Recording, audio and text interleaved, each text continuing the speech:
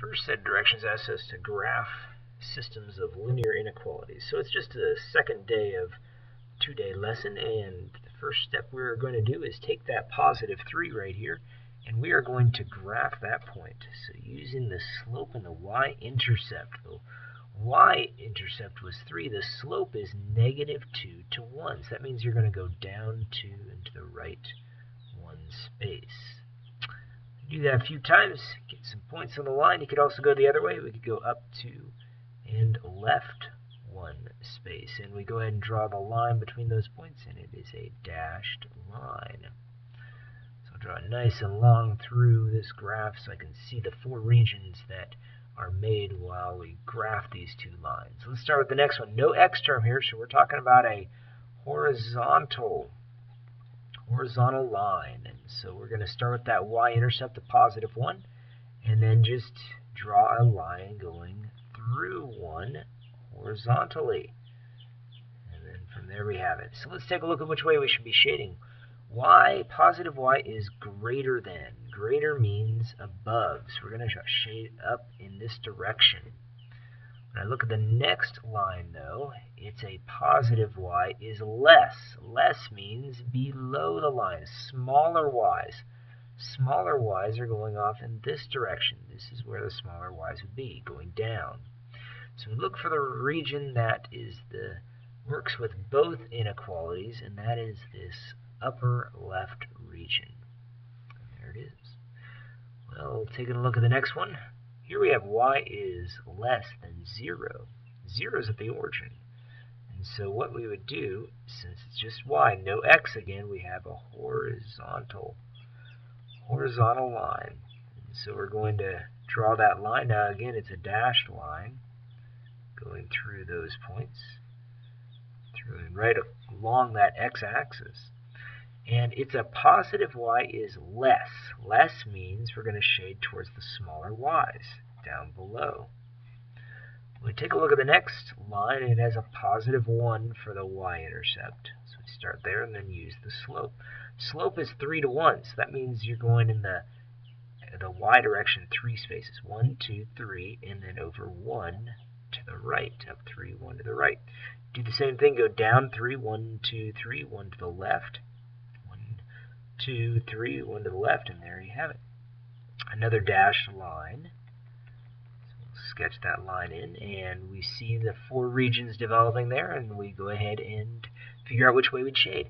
Positive y is greater this time. This means we're going to end up shading above that line. Above means towards the bigger y values. So you see how these y values in that direction are bigger.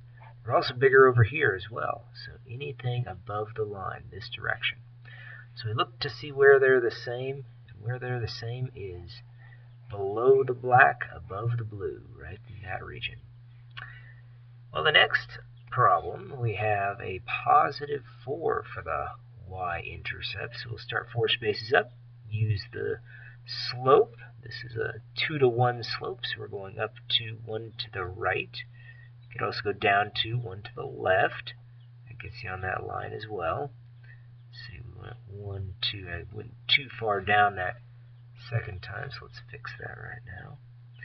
And we can also continue that, going down 2, 1 to the left, and then draw the line. So this is a dashed line. And always draw it nice and long so that you can see all the different regions. And it's a positive y is less. Less means smaller y's. Smaller y's are off in that direction. Well, let's take a look at the next one. The next one we have some work to do. See, we have to get y by itself. So the way we're going to do that is we are going to move that x term over. Remember from yesterday we did a few problems like this. 2 problems on last night's homework that dealt with this. There were about 3 examples I did on the lesson. So -2y is what I bring down is greater than or equal to -5x plus 6. So I just bring the x term over, and now I do that opposite operation again. I divide by -2. So when I divide by -2, a few things happen because I'm dividing by a negative. First of all, bring down the y because the 2's and the negative signs cancel. but it's now less than or equal to, and here these negative signs cancel, so I'm left with 5 halves x. Here I do some reducing, I get negative 3. So there it is. I've got a negative 3 for the y-intercept. So I'm going to go down 3 spaces, put the dot there, and then use the slope, 5 to 2. So up 5, 1, 2, 3, 4, 5 over 2. Do that again, up 1, 2, 3, 4, 5 over 2. And let's see, I can go down 5, 1, 2, 3, 4, 5 over to the left. And it's hard to see where these lines are going to end up crossing, but if I go ahead and sketch what's happening here, so if I go up again, up 5 over 2, you see it's getting closer up in this region here. So let's see what we've got here. First of all, it's a solid line. It's going off in this direction. So here they're going further apart, but here they're getting closer together. So let me extend that blue line a little bit further.